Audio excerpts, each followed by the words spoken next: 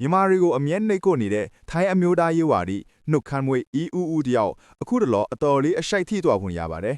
မြန်မာတွေထိုင်းဆိုင်မှာဈေးမဝယ်ပဲနေတဲ့ကန်ပိတ်အပေါ်သူကစိန်ခေါ်စကားတွေပြောလာပါတယ်ဒါပေမဲ့သူတကယ်မသိတာကမြန်မာတွေမှာရွေးချယ်စရာလမ်းကြောင်းတွေအများကြီးရှိနေတာပါပဲဒီနေ့မှာတော့နှုတ်ခမ်းမွေးရဲ့စိန်ခေါ်မှုနဲ့မြန်မာတွေဘယ်လိုတုံ့ပြန်သင့်တယ်လဲဆိုတာဆွေးနွေးသွားပါမယ်နှစ်နှုတ်ခမ်းမွေးရဲ့စိန်ခေါ်မှု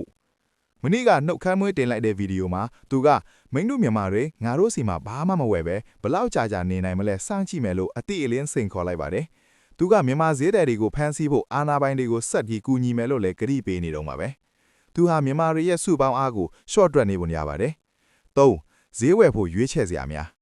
နှုတ်ခမ်းမွေးကမင်းတို့ငါတို့စီကမဝယ်နေငှက်လက်မယ်လို့ထင်နေပုံရပါတယ်။တကယ်တော့ထိုင်းနိုင်ငံမှာဈေးဝယ်ဖို့နေရာနေအများကြီးရှိပါတယ်။ Lotusအရင်က Tesco Lotus လို့သိကြပေမဲ့အခုကတရုတ်ကုမ္ပဏီ CP Group ပိုင်တာပါအသားငါးဈေးနှုန်းကရက်ကွက်ဈေးနဲ့မကွာပါဘူး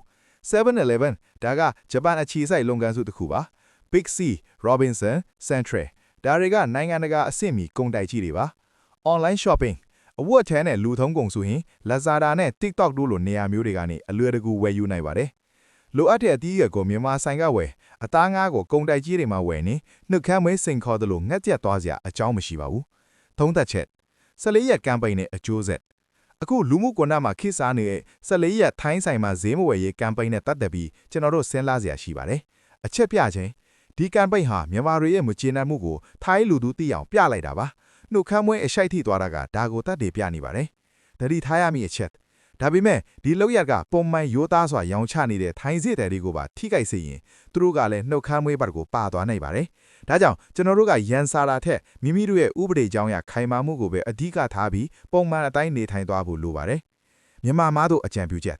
ကျွန်တော်တို့မြန်မာတွေလောကမှာကတခုပဲရှိပါတယ်နှုတ်ခမ်းမွေးလိုလူမျိုးကိုမထိသွားရန်စာနေလာထက်မိမိတို့ရဲ့ဥပဒေကြောင်းအရခိုင်မာမှုကိုပဲအာရုံစိုက်ပါ work permit ပါတဲ့အတိုင်းပဲအလုပ်လုပ်ပါတာမင်အလုပ်ဒီကိုတက်နိုင်သမျှရှောင်းပါအနိုင်ကျင့်ခံရရင်ဝိုင်းပြီးထောက်ပြကြပါရန်စာလာထက်အသိပညာရှိနဲ့တုံ့ပြန်တာကပိုပြီးထိရောက်ပါတယ်